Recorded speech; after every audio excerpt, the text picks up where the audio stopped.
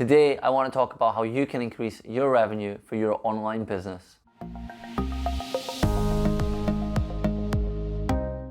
Building any sort of online business is really hard. So I thought I'd use my 10 years experience building products for millions of customers to help you increase your revenue in your business today. So let's just get right into it. The first thing you can do is optimizing your current funnels. For an online business, you know that you have customers coming in and paying you money. You also know some of those customers who come onto the website don't pay you money and don't buy a product from you. Understanding why they didn't complete their purchase is key to increasing your revenue. So first off, are you tracking how customers interact with your webpage? Great tools for tracking include Google Analytics and Mixpanel. These are two tools that you can use to understand customer behavior. What you can do for some of those customers who dropped off without completing a purchase, you can ask them for feedback on your website, your offering, or your pricing. If you don't know who those customers are, you can capture them by getting a small form, just asking for their email address, which could pop up just as they're about to leave the website. Maybe not every customer will fill that form out,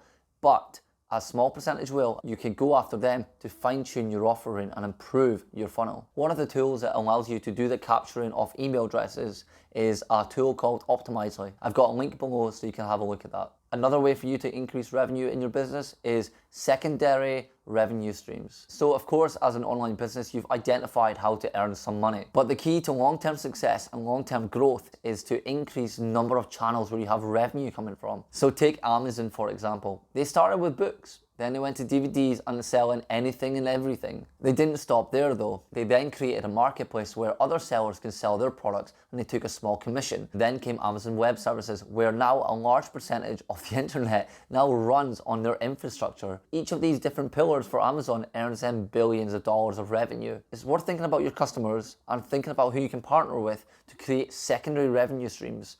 The number one thing to do though is ensure that your customers or your new customers will be interested in it and get validation of that quickly, whether that's either a survey or going out and speaking to your customers. The next idea is an obvious one, but it's an effective one. It's increasing your prices. Every company does it. Look at Netflix. Every single year they increase their prices. I don't know that many people who have said enough's enough. They keep paying the price because they see the value that Netflix are offering. Of course, there's good reasons to increase your prices. Inflation is a good reason. Value added tax is another good reason to increase your prices. Of course, it's hard to increase your prices if you're offering a subscription service. However, a really good way to do this for the new customers coming in, they pay a higher tariff, and the older ones are at a lower level for maybe a year. That's a great way for you to increase your prices over time. The question then comes, what is the value that your business is offering? A really simple way to find out what that is using a technique called A/B testing, where one customer sees one thing and another customer sees another. So you can trial two different prices for two different customers and see if they're both willing to pay. I know it's hard to increase prices. A really good example is in my own startup. When we first launched, we had a pay-as-you-go system for our customers, and we were initially charging $7 for a lead. We realized that was far too little, so we actually upped it to $22, and customers didn't blink an eye. They still paid and they still signed up. You'd be surprised at how much you can actually change your prices, and customers will still see the service that you're offering as great value. And the last tip that I have for you today is advertising and sponsorships is a great way to increase revenue. If your website is attracting eyeballs of thousands of users, someone will be willing to pay to advertise on that website. The advertising industry is of course absolutely huge.